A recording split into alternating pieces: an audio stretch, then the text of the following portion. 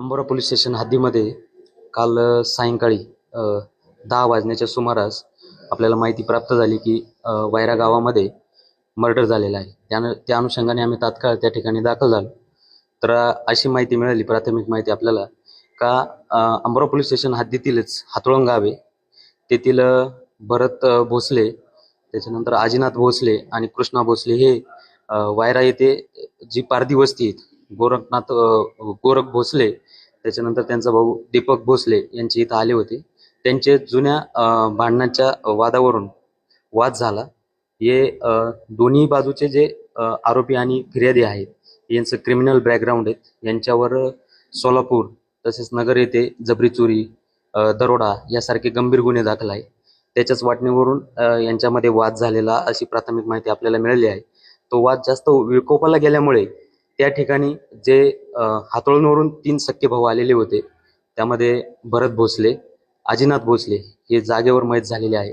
त्याच्यानंतर जो त्यांचा तिसरा भाऊ आहे कृष्णा भोसले, हा गंभीर जखमी असल्याने त्याला सिव्हिल हॉस्पिटल नगर येथे ॲडमिट केलेले आहे. त्यानंतर आम्ही तात्काळ जे 2 प्रेत होते त्यांना सरकारी दवाखाना आष्टी येथे उपचाराकामी दाखल केले. तिथे डॉक्टरांनी त्यांना तपासून मयत घोषित केलेलं आहे. त्यांच्यावर इंक्वेस्ट पंचनामा झाला आहे, PM झालेला आहे. आता त्यांच्यावर त्यांच्या गावी जाऊन अंत्यविधी होणार आहे. आपण बाहेरून गोपनीय माहिती काढून जे यामध्ये कोण आरोपी आहेत ते संशयित 8 आरोपींना आपण गुन्हा दाखल होण्यापूर्वीच पोलीस स्टेशनला ताब्यात घेतलेले आहे. आता अंत्यविधी झाल्यानंतर गुन्हा दाखल होईल आणि त्यानंतर अटक होईल. तसेच जे याच्यात अजून पाहिजे आरोपी आहेत अशा आरोपींना वरिष्ठांच्या मार्गदर्शनाखाली आम्ही 3 टीम तयार केलेल्या आहे. त्यांचा माग घेत आहे.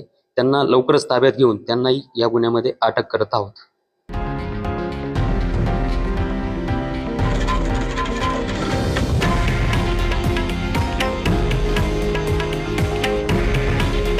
हे आहे देशातील नंबर 1 न्यूज नेटवर्क आणि आपण पाहत आहात TV9 मराठी. काळजी तुमची, हित महाराष्ट्राचं.